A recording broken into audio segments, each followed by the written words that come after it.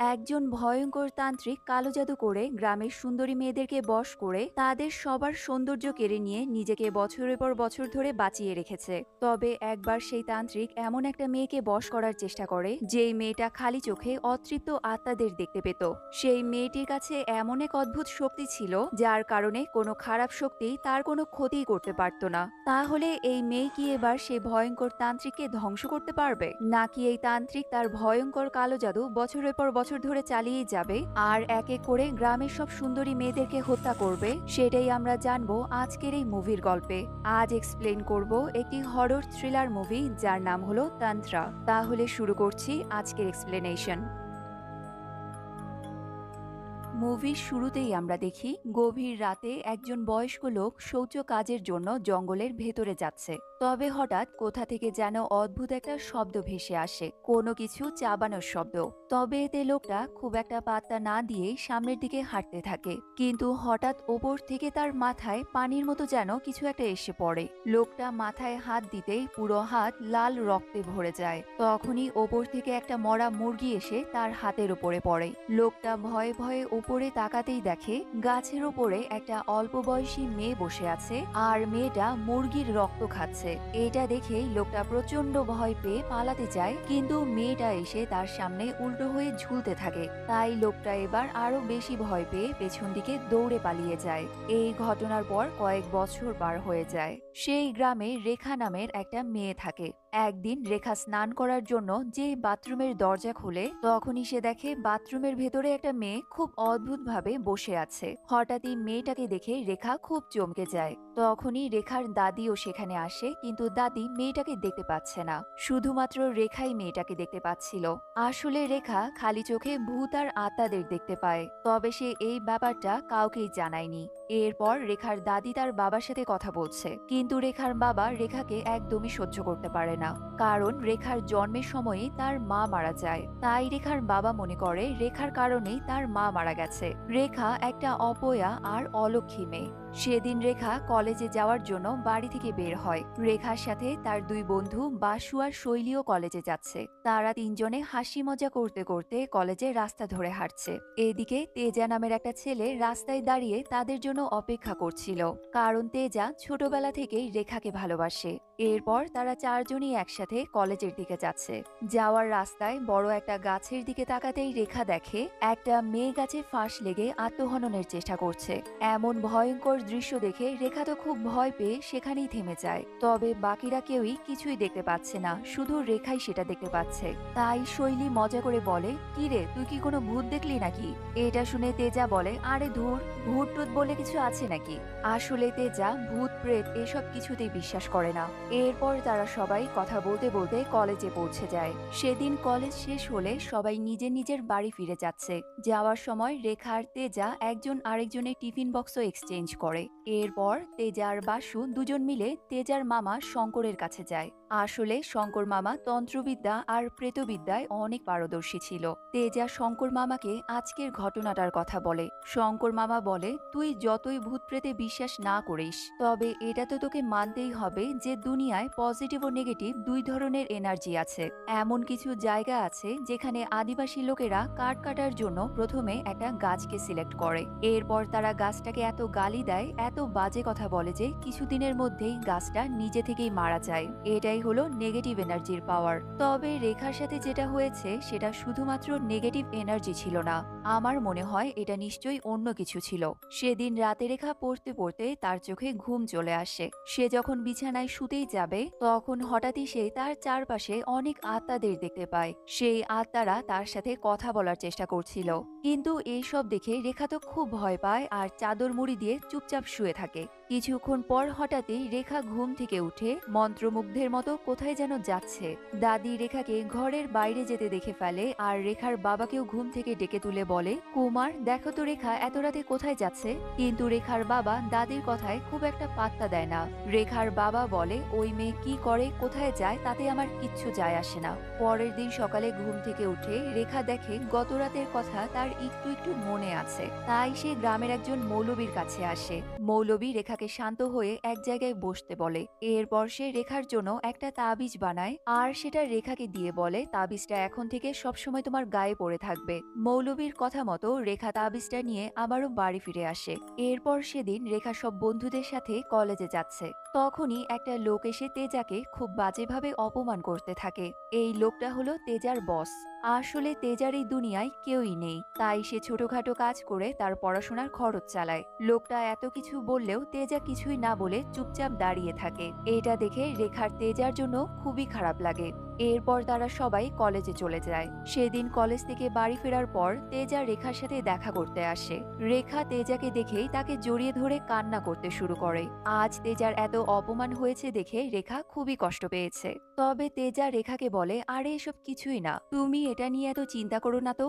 এরপর তারা দুজনে একসাথে ঘুরতে বের হয়। তারা একজন আরেকজনের সাথে অনেক কথা শেয়ার করে। তেজা ছোটবেলায় অনাথ হয়ে গিয়েছিল, তাই ছোট থাকতেই রেখা আর তেজা বন্ধু হয়ে যায়। ধীরে ধীরে সেই বন্ধুত্ব এখন ভালোবাসায় রূপ নিয়েছে। রেখা সারা জীবন তেজার সাথেই কাটাতে চায়। তেজাও রেখাকে প্রমিস করে সে কোনোদিনও রেখাকে ছেড়ে যাবে না। রাত হয়ে গেলে তেজা রেখাকে বাড়িতে পৌঁছে দেয়। সেদিন রাতে রেখা যখন ঘুমিয়েছিল তখন হঠাৎই সে ঘুমের মধ্যে অদ্ভুত একটা আওয়াজ শুনতে পায়। আওয়াজটা বারবার বলছে, আমি রক্ত চাই, আমাকে রক্ত দাও। আওয়াজটা শুনেই রেখা ঘুম থেকে উঠে হাতে একটা চাকু নেয়, নিজের পা কেটে রক্ত বের করে একটা গ্লাসে রক্ত ভরে গ্লাসটা জানালার কাছে রেখে দেয়। এরপর সে গিয়ে আবারও ঘুমিয়ে পড়ে। পরের দিন সকালে রেখা কলেজে যাওয়ার জন্য রেডি হতে গিয়ে দেখে জানালার কাছে একটা রক্তমাখা গ্লাস রাখা আছে। কিন্তু গত রাতে সে ঘুমানোর পর কি হয়েছিল সেটা তো তার কিছুই মনে নেই। এটা দেখে রেখা আবারও মৌলবীর কাছে এসে সব ঘটনা খুলে বলে। এবার মৌলবী তাকে আরেকটা তাবিজ দিয়ে বলে, তোমার সাথে যা হচ্ছে সেটা কোনো ভালো সংকেত না মা, তাই তুমি এই তাবিজটাও তোমার সাথে রাখো। রেখা তাবিজটা নিয়ে মৌলবীর পা ছুঁয়ে প্রণাম করে চলে যায়। এদিকে তেজা শঙ্কর মামার কাছে এসে বলে, আমি কালো জাদু সম্পর্কে সবকিছু জানতে চাই মামা। এই কথা শুনে শঙ্কর মামা তো প্রথমে একটু চমকে যায়। এরপর সে একটা দীর্ঘশ্বাস নেয়। কিছুক্ষণ চুপ করে থেকে শঙ্কর মামা বলে, তুই জানিস আমি কালো জাদু করা কেন ছেড়ে দিয়েছি? আমি যখন ছোট ছিলাম তখন আমার মা আমাকে আর বাবাকে ছেড়ে চলে যায়। এরপর আমার বাবাও আমাকে ছেড়ে দেয়। আমার এমন অবস্থা হয়েছিল যে কয়েকদিন পর্যন্ত আমি কোনো খাবারই খেতে পারতাম না। খাবার খাওয়ার জন্য আমাকে ভিক্ষা করতে হতো। এমনই একদিন একটা মেয়ে এসে আমাকে খাবার খেতে দিয়েছিল। এরপর থেকে মেয়েটা প্রতিদিন আমাকে খাবার এনে দিত। এইভাবেই আমরা দুজন খুব ভালো বন্ধু হয়ে যাই। তেজা শঙ্কর মামাকে জিজ্ঞেস করে, তুমি তাহলে কালো জাদু করা কিভাবে শিখলে? শঙ্কর মামা বলে, আমি যত বড় হতে থাকি ততই আমার ক্ষমতার লোভ বেড়ে যায়, তাই আমি অলৌকিক ক্ষমতা পাওয়ার জন্য কালো জাদু করা শিখতে শুরু করি। একদিন যখন আমি কালো জাদুর একটা রিচুয়াল করছিলাম তখনই আমার সামনে থাকা মৃতদেহটা উঠে দাঁড়িয়ে পড়লো। এটা দেখে আমি খুব ভয় পেয়েছিলাম আর ভয়ে অজ্ঞান হয়ে যাই। ওই ঘটনার পর থেকে আমার শরীরটা খুব খারাপ হতে থাকে। দিনে দিনে আমি খুব দুর্বল হয়ে যাচ্ছিলাম। এরপর একদিন ওই মেয়েটা আমার সাথে দেখা করতে আসে। আমি মেয়েটাকে কথা দিয়েছিলাম আমি আর কখনো কালো জাদু করব না, কিন্তু ক্ষমতার লোভে আমি আমার কথা রাখতে পারিনি। আমি ওই মেয়েটার উপরেই কালো জাদু করে ফেলেছিলাম। এটা শুনে তেজা খুব অবাক হয়ে জিজ্ঞেস করে, এরপর কি হয়েছে মামা? কিন্তু শঙ্কর মামা আর কিছুই না বলে চুপ করে থাকে। পরের দিন রেখা, তেজা আর বাসু গ্রামের একটা দোকানের সামনে বসে আছে। তারা তিনজন নিজেদের মধ্যে কথা বলছিল আর শৈলীর জন্য অপেক্ষা করছিল। কিছুক্ষণ পর শৈলী তাদের কাছে আসে, কিন্তু শৈলীকে দেখেই রেখা হঠাৎ খুব ভয় পেয়ে যায়। রেখা দেখে একটা ভয়ঙ্কর আত্মা শৈলীর পেছন পেছন আসছে। প্রথমে রেখা ভাবে এটা নিশ্চয়ই তার মনের ভুল, কিন্তু এরপর থেকে এমনটা প্রতিদিনই ঘটতে থাকে। যখনই শৈলী তার সামনে আসতো রেখা তার পেছনে ওই আত্মাটাকে দেখতে পেত। তাই এই বিষয়টা নিয়ে রেখা খুব চিন্তায় পড়ে যায়। একদিন সে তেজাকে ডেকে এনে বলে, গ্রামের মৌলবী বলেছে শৈলীর শরীরে একটা ভয়ঙ্কর আত্মা ভর করে আছে। আমি নিজেও গিয়ে শৈলীকে পরীক্ষা করে দেখেছি। রেখা শৈলীর বাড়িতে যায় আর তার সাথে গল্প করতে থাকে। এরপর সে ভুলিয়ে ভালিয়ে শৈলীকে তার ঘরে নিয়ে যায়। রেখা শৈলীকে তার আনা পাউডারে থুতু ফেলতে বলে।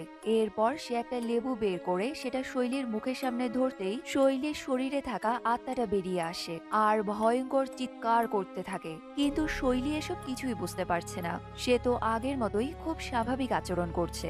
তবে আত্মাটাকে দেখে রেখা খুবই ভয় পেয়ে দৌড়ে বাড়ি থেকে পালিয়ে যায়। এটা দেখেই রেখা শিওর হয়ে যায় যে শৈলীকে কোনো খারাপ আত্মা বশ করে রেখেছে। রেখার থেকে সব কথা শুনে তেজাও এবার বেশ চিন্তায় পড়ে যায়। তাই তারা দুজন এসে শৈলীর মাকেও সব কথা জানায়। ভয়ঙ্কর আত্মার কথা শুনে শৈলীর মাও ভীষণ ভয় পায়। শৈলীর বাড়ির সবাই শৈলীর জন্য অনেক চিন্তা করতে থাকে, কিন্তু শৈলীর ভাই এসব কথায় কিছুতেই বিশ্বাস করে না। পরের দিন রেখা আবারও শৈলীর বাড়িতে আসে। সে বাড়ির সবাইকে সান্ত্বনা দিয়ে বলে, তোমরা ভয় পেও না, সব ঠিক হয়ে যাবে। রেখা শৈলীর মাকেও অনেক বোঝায়, তবে রেখা ছাড়া আর কেউই শৈলীর ভেতরে থাকা খারাপ আত্মাটাকে দেখতেই পাচ্ছে না। সেদিন রাত 12টা বাজতেই শৈলী হঠাৎ ঘুম থেকে উঠে কবরস্থানের দিকে হাঁটতে শুরু করে। এবার শৈলীর ভাইও শৈলীর ভেতরে থাকা আত্মাটাকে দেখতে পাচ্ছে। শৈলীর ভাই আর বাসু এটা দেখে তো খুবই ভয় পেয়ে যায়। তবে তেজা সবাইকে সাহস দিয়ে তাদের নিয়ে শৈলীর পিছু পিছু কবরস্থানে আসে। তারা দেখে শৈলী কবরস্থানের একটা জায়গায় বসে ভয়ঙ্কর আওয়াজ করে চিৎকার করছে। এটা দেখেই তো তিনজন ভয়ে সেখান থেকে পালিয়ে আসে। তারা আর সাহস করে শৈলীর সামনেই যেতে চাইছিল না। পরের দিন তেজা শঙ্কর মামার কাছে এসে গত রাতের ঘটা শৈলীর সব ঘটনা জানায়। সব শুনে শঙ্কর মামা তেজাকে গঙ্গা জল দিয়ে বলে, এটা সবসময় তোর সাথে রাখবি। সেদিন রাতে শৈলী আবারও কবরস্থানের দিকে যাচ্ছে। এবার রেখা তার পিছু করতে থাকে। কবরস্থানে একজন তান্ত্রিক কি যেন তন্ত্রবিদ্যা করছে। তেজা, বাসু আর শৈলীর ভাইও লুকিয়ে তান্ত্রিকের উপরে নজর রাখছিল। তান্ত্রিক শৈলীকে নিজের বশে করে তার উপরে তন্ত্রবিদ্যা প্রয়োগ করতে থাকে। তান্ত্রিক যেই শৈলীকে মন্ত্র পড়া চাল খাওয়াতে যাচ্ছিল, তখনই শৈলীর ভাই পেছন থেকে এসে তান্ত্রিকের উপরে আক্রমণ করে। তবে সেই তান্ত্রিক ছিল খুবই শক্তিশালী। তান্ত্রিক আগেই বুঝতে পেরে এক মুহূর্তে তেজার ভাইয়ের হাত ধরে ফেলে, কিন্তু তখনই তেজা এসে তান্ত্রিকের মাথা গলা থেকে আলাদা করে দেয়, আর সেই তান্ত্রিক সেখানেই মারা যায়। তান্ত্রিক মারা যাওয়ার সাথে সাথে শৈলী অজ্ঞান হয়ে পড়ে। মানে শৈলী এবার তান্ত্রিকের তন্ত্রবিদ্যা থেকে মুক্ত হয়ে গেছে। এরপর একদিন রেখার বাবা বিনা কারণে রেখাকে খুব বকাবকি করতে থাকে, কিন্তু বেচারি রেখা চুপচাপ দাঁড়িয়ে তার বাবার সব কথা সহ্য করছে। সেদিন একজন সিদ্ধ সাধু বাবা রেখাদের বাড়ির সামনে দিয়ে যাচ্ছিল। তখনই সাধু বাবা রেখার দাদিকে বলে, এই বাড়িতে রক্ত পান করা কোনো খারাপ আত্মার ছায়া আছে। সেই আত্মা তোমাদের বাড়ির মেয়েকে মারতে আসছে। সাধু বাবার এমন কথা শুনে দাদির মুখ ভয়ে একেবারে চুপসে যায়। রাতের বেলা ঘুমের মধ্যে রেখা আবারও অদ্ভুত আওয়াজ শুনতে পায়। আওয়াজটা রেখাকে তার নাম ধরে ডাকছে আর বলছে, আমি রক্ত চাই, আমাকে রক্ত দাও। রেখাও আগের মতোই একটা গ্লাসে তার রক্ত ভরে জানালার কাছে রেখে দেয়। তবে পরের দিন ঘুম থেকে ওঠার পর রেখার গত রাতের ঘটনা কিছুই মনে থাকে না। সে ঘুম থেকে উঠে আয়নার সামনে যায়, আর যখনই তার জানালার দিকে নজর পড়ে রেখা দেখে সেখানে রক্ত লাগানো একটা গ্লাস পড়ে আছে। তবে গ্লাসটা তখন খালি ছিল। তার মানে রাতে কেউ এসে গ্লাস থেকে রেখার রক্ত নিয়ে গেছে। রক্ত মাখা গ্লাস দেখে রেখা তো কিছুই বুঝতে পারছে না যে এটা এখানে এলো কিভাবে। এদিকে গ্রামে বিকাটি নামের এক নতুন তান্ত্রিকের আবির্ভাব হয়। গ্রামে ঢুকেই বিকাটি সবাইকে একটা কথাই জিজ্ঞেস করছে, রাজেশ্বরী কোথায়? কিন্তু সবাই বলে অনেক বছর আগে কেউ রাজেশ্বরীর উপর কালো জাদু করে ওকে মেরে ফেলেছে। বিকাটি এটাও জানতে পারে রাজেশ্বরীর মেয়ে রেখা এখনো বেঁচে আছে। এবার তাহলে বিকাটির ভয়ঙ্কর দৃষ্টি রেখার উপরে পড়তে চলেছে। বিকাটি তন্ত্রমন্ত্রের শক্তি দিয়ে একজন মহিলাকে প্যারালাইজড করে দেয় আর তাকে জিজ্ঞেস করে রেখা কেমন দেখতে আর সে কোথায় থাকে। এরপর সে রেখাকে চেনার জন্য একটা প্ল্যান বানায়। সে একটা লেবুতে কালো জাদু করে সেটা কলেজে যাওয়ার রাস্তায় রেখে দেয়। কিছুক্ষণ পর রেখা তার বন্ধুদের সাথে সেই রাস্তা দিয়ে কলেজে যাচ্ছে। রেখা যেই সেখানে আসে তখনই লেবুটা নিজেই রেখার পায়ের নিচে চলে যায়। রেখা আশেপাশে তাকিয়ে বিকাটিকে দেখতে পায়, কিন্তু সে তার বন্ধুদের তখন কিছুই বলে না। তবে বিকাটিকে অদ্ভুতভাবে বসে থাকতে দেখে তেজার তার উপর একটু সন্দেহ হয়। এদিকে বিকাটি তো এবার রেখাকে চিনতে পেরে গেছে। সে লেবুটা উঠিয়ে তার তন্ত্রমন্ত্র করা জায়গার মাঝখানে রাখে। এরপর সে বিড়বিড় করে মন্ত্র পড়তে থাকে আর বলে, এবার রেখাকে আমার কাছে আসতেই হবে। রেখাকে আমার কাছে আসা থেকে কেউ আটকাতে পারবে না। বিকাটি যখন তন্ত্রবিদ্যা করছে তখনই এদিকে রেখার সাথে একটা আজব ঘটনা ঘটে। রেখা যখন ঘরে ঘুমিয়ে আছে তখনই একটা কিন্নার রেখার ঘরে প্রবেশ করে। এমন ভয়ঙ্কর কিন্নারকে দেখে রেখা তো খুব ভয় পায়। তবে তবে সেই কিন্নার রেখার ওপরে উঠে অদ্ভুত ব্যবহার করতে থাকে। এরপর সে রেখাকে জোর করে বিকাটির কাছে নিয়ে যেতে চাইছিল। তখনই হঠাৎ রেখার হাত দেবী মায়ের ছবিতে লাগে, আর সাথে সাথেই সেই কিন্নারও গায়েব হয়ে যায়। পরের দিন সকাল হতেই রেখা আবারও মৌলবীর কাছে ছুটে যায়। সে মৌলবীকে বলে, আমার সাথে এসব কি হচ্ছে, দয়া করে আমাকে এই ভয়ঙ্কর পরিস্থিতি থেকে বের করুন। মৌলবী রেখার কপালে বুড়ো আঙ্গুল চেপে ধরে আর বলে, তুই চিন্তা করিস না মা, আমি সবকিছু ঠিক করে দেব। এদিকে বিকাটি প্রতি রাতেই রেখার উপরে কালো জাদু করে, কিন্তু তার সব চেষ্টা বিফল হয়ে যাচ্ছে, কারণ মৌলবী রেখাকে রক্ষা করছে। একদিকে মৌলবী রেখার জীবন বাঁচাচ্ছে, আর অন্যদিকে বিকাটি রেখাকে মারতে চাইছে। একদিন রাতে মৌলবী একা জঙ্গলের রাস্তা দিয়ে যাচ্ছিল, কিন্তু হঠাৎ মৌলবী অদ্ভুত গঙ্গানির মতো শব্দ শুনতে পায়। তবে সে না থেকে সামনের দিকে হাঁটতে থাকে। হঠাৎই তার সামনে একটা ভয়ঙ্কর আত্মা এসে দাঁড়ায়। মৌলবী তো প্রথমে সেটা বুঝতে না পেরে মেয়েটাকে সাহায্য করতে তার কাছে আসে, কিন্তু যখনই সে আত্মাটার চেহারা দেখে তখনই মৌলবী খুব ভয় পেয়ে দৌড়ে পালানোর চেষ্টা করে। সেই আত্মাটা মৌলবীকে ধরে সেখানেই মেরে ফেলে। পরের দিন রেখা যখন জানতে পারে মৌলবী মারা গেছে, সে তো পরিষ্কার বুঝতে পারে মৌলবী যেহেতু তাকে সাহায্য করছিল, তাই নিশ্চয়ই কোনো অপশক্তি মৌলবীকে মেরে ফেলেছে। রেখা খুবই ভয় পেয়ে সব ঘটনা এসে তেজাকে বলে।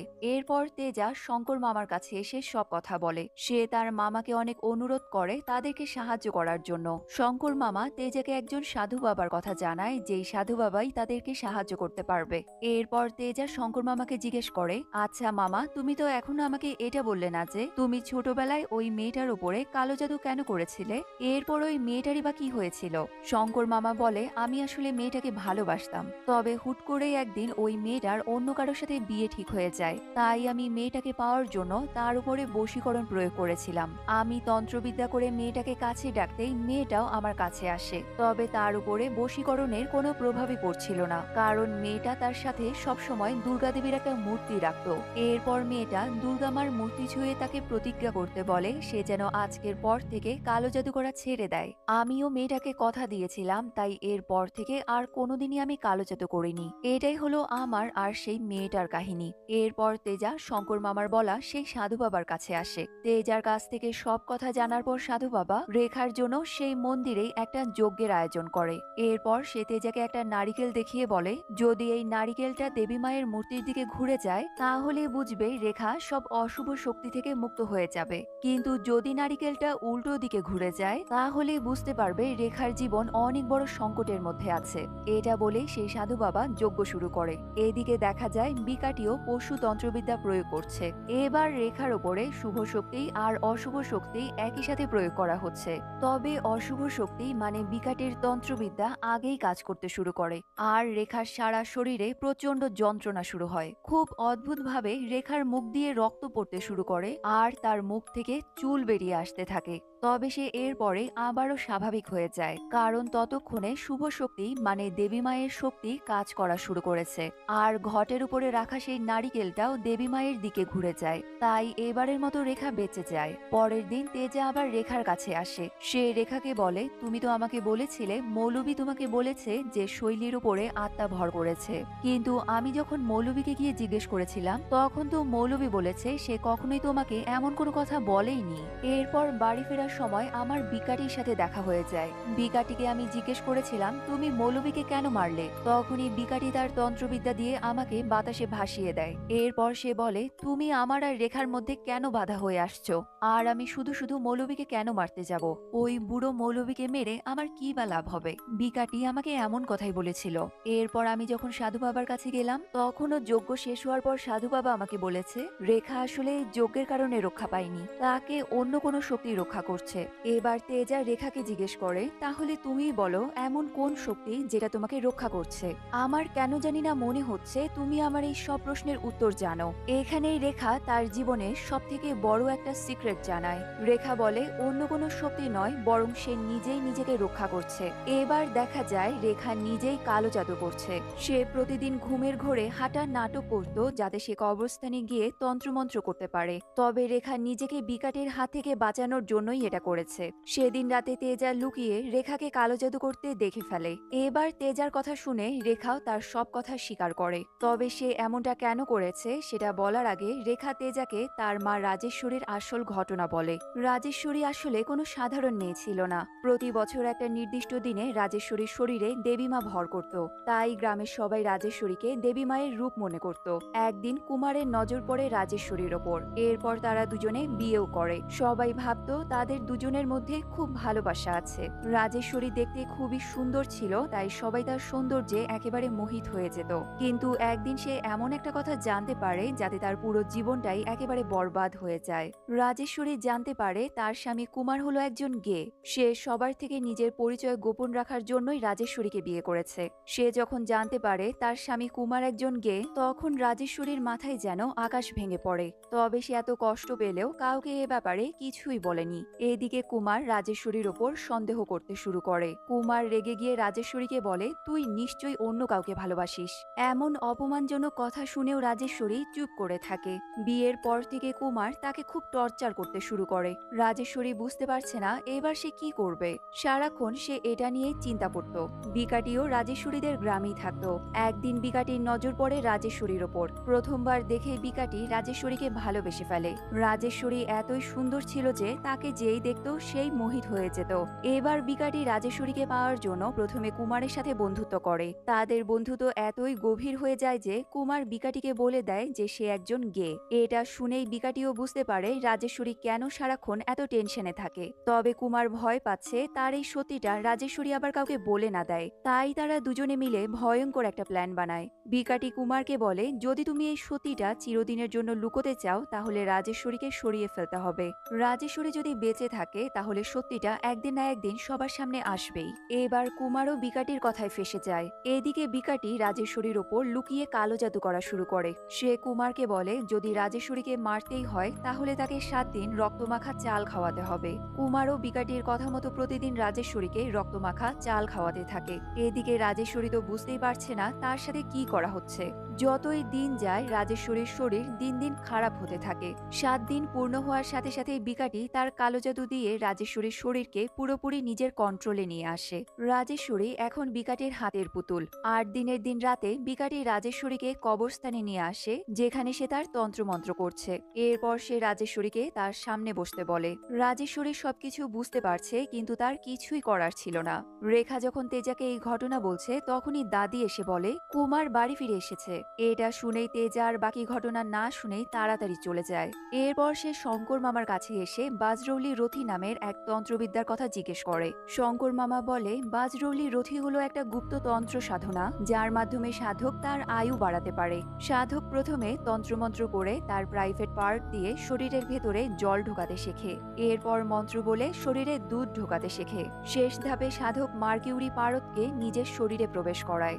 এরপরেই সাধকের শরীরে এত শক্তি চলে আসে যে সে যার সাথে শারীরিক সম্পর্ক করবে তারই আয়ু সাধকের শরীরে চলে আসবে। এসব শুনে তেজা আবারও রেখার সাথে দেখা করতে আসে। রেখা তার মার বাকি কাহিনীটা তেজাকে শোনায়। রাজেশ্বরী পুরোপুরি বিকাটির কালো জাদুর বশে ছিল। এবার বিকাটি তার তন্ত্রমন্ত্র দিয়ে রাজেশ্বরীর সাথে শারীরিক সম্পর্ক করতে চাইছে। যদি সে এটা করতে পারে তাহলে রাজেশ্বরীর সব আয়ু বিকাটির শরীরে চলে আসবে। এদিকে রাজেশ্বরী চাইলেও এই সবকিছু থামাতেই পারছিল না, কারণ তার শরীর তো বিকাটি কন্ট্রোল করছে। তবে হঠাৎ বিকাটির শরীরে অদ্ভুত এক রকমের কাঁপুনি শুরু হয়। তার করা কালো জাদু তার নিজের উপরেই ঘুরে গেছে। এবার বিকাটি নিজেই যন্ত্রণায় ছটফট করতে থাকে, যেন কেউ তাকে মারার চেষ্টা করছে। বিকাটি এতই ভয় পেয়ে যায় যে সে তখনই গ্রাম ছেড়ে পালিয়ে যায়। এইদিকে রাজেশ্বরী সেখানেই অজ্ঞান হয়ে যায়। পরের দিন থেকে রাজেশ্বরী নিজের শরীরের ভেতরে অদ্ভুত এক শক্তি অনুভব করতে পারে। তার আশেপাশে অশুভ শক্তির প্রভাব বেড়ে যায়। সে সব সময় একটা বাচ্চার কান্না শুনতে পেত।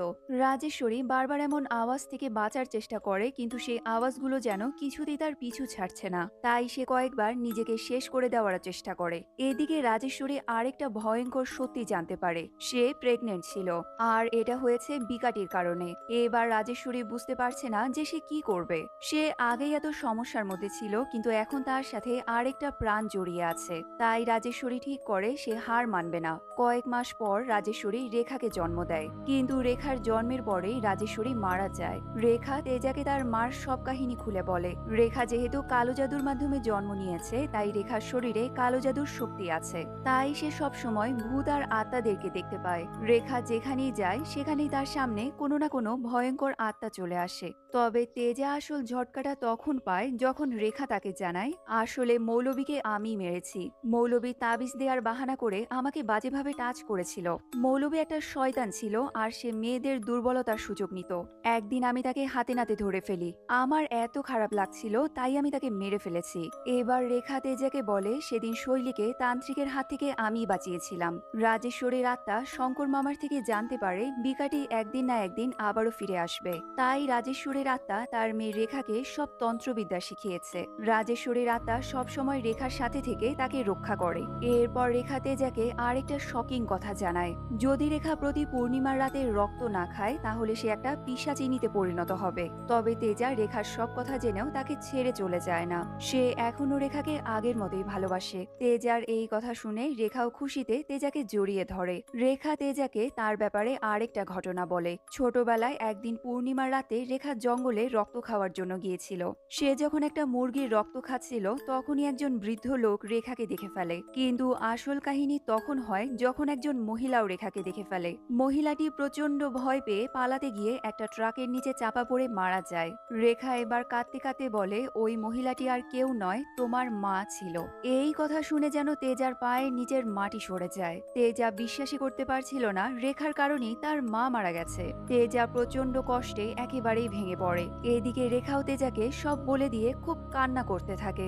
রেখা তেজার কষ্ট দেখে বুঝতে পারছে না এবার সে কি করবে। তেজা একটু স্বাভাবিক হলে রেখা বলে সেদিনের পর থেকে আমি ঠিক করেছি আমি আর অন্য কারো রক্ত খাবো না। তাই আমি এখন শুধুমাত্র নিজের রক্ত খাই। সব কথা শুনে তেজা বুঝতে পারছে না এবার তার কি করা উচিত। রেখা কাঁদতে কাঁদতে তেজাকে বোঝানোর চেষ্টা করে আমি জানি আমি খুব ভুল করে ফেলেছি, কিন্তু আমি এসব ইচ্ছে করে করিনি, তুমি আমাকে প্লিজ ক্ষমা করে দাও। কিন্তু তেজা খুবই কষ্ট পেয়েছে তাই সে আর কিছুই না বলে সেখান থেকে চলে যায়। রেখা তাকে থামানোর অনেক চেষ্টা করে কিন্তু তেজা একবারও পেছনে ফিরে তাকায়নি। তেজার মনে একটাই প্রশ্ন ছিল এখন সে কি করবে। তাই পরের দিন তেজা শঙ্কর মামার কাছে এসে রাজেশ্বরীর ব্যাপারে জিজ্ঞেস করে। সে বলে তুমি আমাকে সব সত্যিটা খুলে বলো। শঙ্কর মামা বলে রাজেশ্বরীর বিয়ের পর আমি খুব কষ্টে ছিলাম।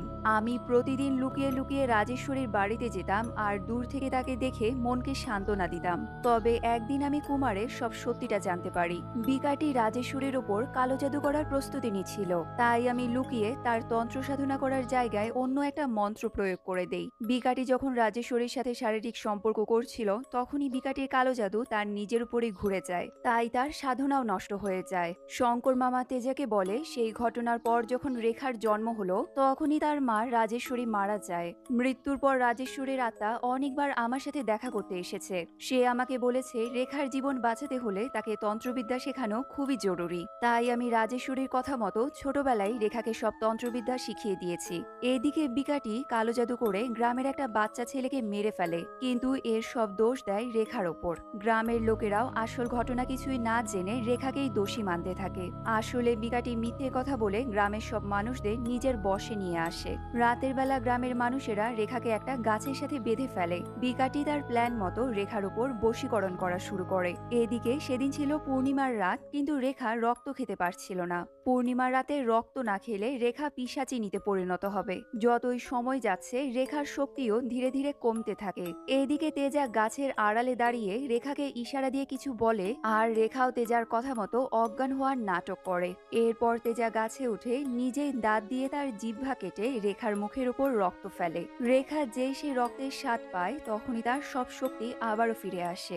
এবার রেখা তার সব শক্তি দিয়ে বিকাটির সাথে লড়াই করতে যায়। তাদের দুজনের মধ্যে ভয়ঙ্কর লড়াই শুরু হয়, কিন্তু বিকাটি তার তন্ত্রবিদ্যার শক্তি দিয়ে তেজাকে নিজের বশে নিয়ে আসে। এদিকে রেখাও বিকাটির শক্তির সাথে পেরেই উঠছে না। তখনই রাজেশ্বরীর আত্মা শঙ্কর মামার কাছে গিয়ে সব ঘটনা খুলে বলে। শঙ্কর মামা তেজাকে বাঁচাতে যজ্ঞ শুরু করে আর এই যজ্ঞের কারণে তেজার জীবন বেঁচে যায়।